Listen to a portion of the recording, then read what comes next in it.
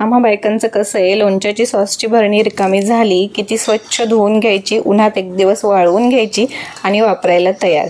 तर माझ्याकडे तर 80% भरण्या याच प्रकारच्या आहेत. काही वेगळ्या सुद्धा विकत घेतलेल्या आहेतच. प्रत्येक घरातून एक सूर निघतो की आईसारखं जेवण तुला बनवता येत नाही. पण खरंच आई जे पदार्थ वापरत होती त्या चवीचे पदार्थ आजकाल मिळतात का? त्या पदार्थाची मूळ चवच आपल्याकडे नसते आणि म्हणून हा फरक नक्की जाणवू शकतो. तर मला आठवते, पूर्वी वांगा बटाट्याची भाजी असू देत किंवा अगदी शेवग्याचा रस्सा असू देत, कारळ्याचा कूट आवर्जून टाकला जायचा.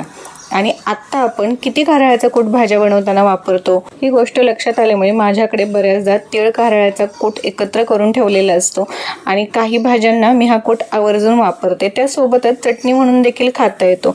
औषधी गुणधर्म आपल्याला मिळतातच, शिवाय टेस्टही मिळते. तर करणं अगदी सोपं आहे. हे दोन्ही छान खरपूस भाजून घ्यायचे. तिखट मीठ आवडीनुसार टाकायचे. थोडीशी जिरी आणि लसूण टाकला तर टेस्ट आणखी वाढते.